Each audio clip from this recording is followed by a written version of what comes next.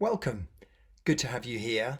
Thought I'd show you a bit about color grading. I get asked about color grading all the time. And grading, I guess, is a word from the film industry, really. I think simply put, it just means adjusting the colors on your images, I guess, in its simplest form. So here we are in Capture One. Some of you will use Capture One. I guess others will use Lightroom. It's my um, raw processing program of choice. The reason for that is it's industry standard. If I go to America and I need to hire a digital technician, they will use Capture One. They will know exactly how to use Capture One, and I can just copy and paste my color settings that I generally use. I can save them on a pen drive, have them with me, and give them to them and say, hey, listen, this is my kind of style. You can do that within Capture One. Under styles and presets, so you could click create floating tool and create styles and presets, and here I could make a lot of adjustments to an image, and then I could save it as a user style. I won't bother showing you that now, but that's a good thing that to be able to do sometimes. So here we are in Capture One. I'm showing you a set of images I shot fairly recently for Billboard magazine. So this is a music exec called Denzel Feigelson, and I went to his house in the Cotswolds in Oxfordshire in England, and I had about an hour with him to take some portraits. As you can see over here on the left, there were 71 images, and from the 71, I edited down to 17 images. So that's kind of pretty usual for me. And from the 17, the magazine actually chose three to be used. And here are the three. So if we go back to the 71 for a minute, you can sort of see what happened. So he sat down and played his guitar, which was great. So I'm lighting him here. I'm using a Profoto B1 head, battery powered head with a soft lighter. I get the soft lighter from the US. It's made by a company called Photech, but Profoto do their own version of the soft lighter. It's just essentially like an umbrella that's turned into a soft box. The light is being bounced away into the umbrella. It's a sort of silvery side of the umbrella in the Photech, and then it comes through the white sock being softened again and then hits the subject. So I use the smallest size one mostly, and B&H Photo sell them, and you can get them shipped to the UK if you're in the UK. So if we just look at this one random image for a minute, I've used the soft lighter here over on the right side, and it's sort of cutting across and lighting him. You can see it's quite a lot going on with the light, really. That it's a day when there's hard sun, and he's actually in the shade, but I'm keen to balance the light between the highlights. You can see full sun back here, all behind him, and then the shade as well. So I wanted to pump quite a lot of light in to sort of blend that. And as you can see down here, it's 200 ISO, 1/60th at f6.3 on a 35mm lens for those that are interested. So let's look at how this really was. So if I click Apple R on this image, it will show you, let's just come down to that actual image. If I click Apple R on that, it will show you what it really looked like straight out of the camera. So you can see here it's a lot more green, and I've done quite a lot of work to the image to make it the colors that I want. So let's go in and have a look at that and see exactly what I did. Let's turn him back for a minute. And you can see here how he was. So if I come over here to this panel here, you can see some of the things that I generally do. So if we click Apple R again, you can see that I've added a little bit of blue into the highlights. I've also taken the contrast down a lot.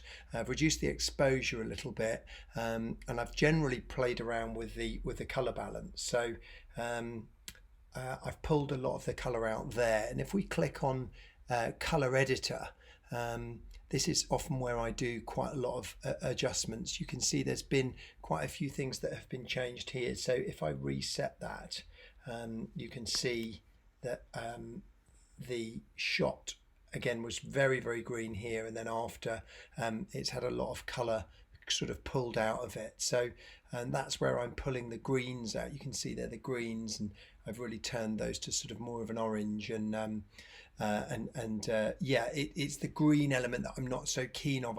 I'm always used to sort of always looking to try and remove that as much as possible. So to do that, if we were starting from raw, we could click here. So I'm in color editor and I'm under advanced. So I would click down here and then select this and then change the hue. So the hue could come down. You can see it sort of starts to go a bit orangey, but take it kind of to maybe about here. And also perhaps the green in here, the hue's not quite how I like it there. So I might kind of pull that down a little bit, and then up here I drop the contrast down a bit because I thought it was too contrasty, and I also will have added a vignette. I love to add a vignette to things to sort of darken it down. So you can see already it's kind of coming together. Often then I go into levels and I add a little blue to the shadows just to see how that works, maybe about to sort of here, and sometimes a little bit of yellow to the highlight, maybe about here. And also what I sometimes do is under RGB I just drag the whole bottom in a little bit to sort of give it a little bit of contrast, and then often I lift the shadows a little bit as well. So you can see here, you know, we've changed the image quite a lot. Apple R again, that's where we were, and then Apple Z, just to show you that, you know, we're sort of getting nearer to the color. So as you can see, that's the previous shot. So I'm kind of pretty much there. So really it's levels, playing around with the bottom of the level curve and adding some contrast back in here after we've reduced the contrast up here under the contrast panel. So you can try doing the same. Most of the work was done within the color editor, and rather than being in basic, being in advanced. So under advanced here, I took the picker tool here, which is this pick color correction. I clicked on the area of the green that I really didn't like, and I got onto the hue and I changed that hue, so it made it a lot more kind of brown, and then I clicked more into some of this green which I didn't love, and again played with the hue there to really sort of bring that down. And then it was vignette to bring that down a little on the edges, and then it was contrast to pull the contrast down a bit to get a little bit more kind of tonal range, really. Maybe also sometimes within color balance I take a bit of red out of the mid-tone. Can you see his skin's got some red in? I don't really like red and I don't really like green that much, so maybe if we went to here, you can see that's, you know, that would be loads, but you know, just removing a little bit of red from the skin. And then because we've taken this contrast out, I want to add a little bit back in. So here on the bottom of the curve, just adding a little bit back in, and maybe now you'd think the shadows are blocking up a little bit here, so let's lift those shadows a little bit to bring a bit more detail back in. And then now I'm looking at the vignette, thinking I could add a bit more. So can you see I'm just sort of playing here? Yeah, I'm now happier there, really. So that's kind of, you know, that's a lot better for me. Maybe it's now slightly too saturated. Let's see if we took a bit out. He goes a little grey, but I don't mind it. So maybe somewhere around there, maybe a little bit less saturation taken out. And so before was there, let's see, before was here. We reset, loads more green, and then here is after. So it's a very personal choice making these adjustments, and they're just decisions I made. It's very subjective. You could say, oh Dan, I don't like the grass that colour, or oh, I think he looks too flat. Well, fine, that's your decision over mine, your opinion, should I say, over mine. So very, very subjective. These are the three shots, as I said. This one was one of the ones they chose. Here's another one. If we look at that quickly, I did similar things. That looks pretty kind of standard. As you can see, I've got a real problem with grass. I hate this bright greenness. And also you can see the power of the vignette here to really sort of draw the eye into him. And I don't mind it blocking up a bit over here. That's not too much of a problem for me. I did actually ask the retoucher to keep some of that detail in. And in fact, most importantly here, if you look over here, you can see that this file type is called .eip. So what that is that's sort of like a squashed version of the retouched file, sorry, of the raw file, which I will then send to the retoucher. When the retoucher opens this up, she'll see these adjustments I've made, but she'll be able to pull detail back out. So she'll be able to go in and pull all this detail back out over here on the house on the right if I want it pulled, if I'm instructing her to put it back in. So EIP is a very good way to be able to send pictures to the retoucher.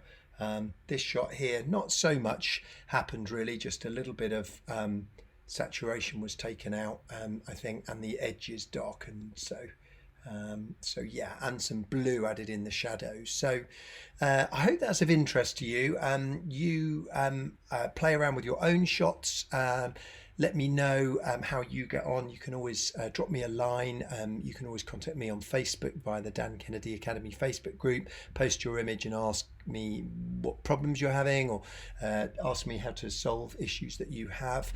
So yeah, here's hope that's of interest to you. 3 examples of colour done, you know, how I wanted it to be done, and that's how I sort of saw it in my mind really. I saw it like this in my mind when I was shooting it. So you know, and then I've made these adjustments, and that's my sort of take on the images really, to make them how I wanted them to be. So I hope that's of interest to you, and when you're playing around with your colour, let me know how you get on. And if you want to achieve colour similar to mine, then play around in the colour editor over here, and play around under the advanced tab, and play around with the hues, and also play around with vignetting as well, to be able to draw the eye into the image. So thanks so much for tuning in. Keep in touch and let me know how you get on.